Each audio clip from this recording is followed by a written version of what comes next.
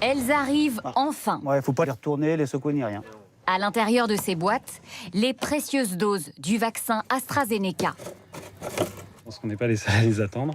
Donc cette dose-là, elle est réservée pour un médecin. Il va pouvoir vacciner 10 personnes. On va le mettre tout de suite au frigo. Donc il faut conserver le flacon en position verticale et à l'abri de la lumière. Au total, 6 flacons reçus par ce pharmacien. Il les attendait depuis une semaine. Une semaine que nous suivons leur parcours. À 6 h du matin, jeudi dernier, les 550 000 doses arrivent sur le sol français, dans ce site ultra sécurisé dont le lieu doit rester secret. Exceptionnellement, nous avons pu y pénétrer. Les vaccins sont partis du Luxembourg 8 heures plus tôt, escortés par les gendarmes jusqu'à leur arrivée en chambre froide. Et à chaque minute de leur trajet, la température des flacons a été enregistrée.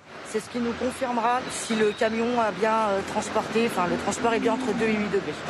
Si cette sonde révèle que les lots ont été exposés à plus de 8 degrés, il faudra les jeter.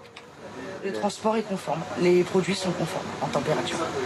Depuis cette plateforme, les doses sont réparties sous surveillance vers les 180 centres de répartition pharmaceutique qui maillent le territoire. C'est arrivé hier.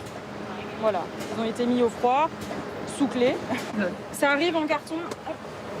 Les 10. Des flacons encore trop rares pour en livrer systématiquement 10 par officine. Alors ces équipes ont dû être formées en urgence. Elles doivent diviser le contenu des boîtes reçues et le reconditionner pour fournir chaque médecin volontaire. C'est comme si on me demandait, à partir d'une boîte de 20 comprimés, d'en distribuer que 10. C'est la même chose. Donc cette opération de déconditionnement prend beaucoup de temps et est inhabituelle pour nous. Jusqu'à demain, tous les grossistes de France travailleront à flux tendu, car l'ensemble des doses devra être disponible pour les médecins d'ici jeudi.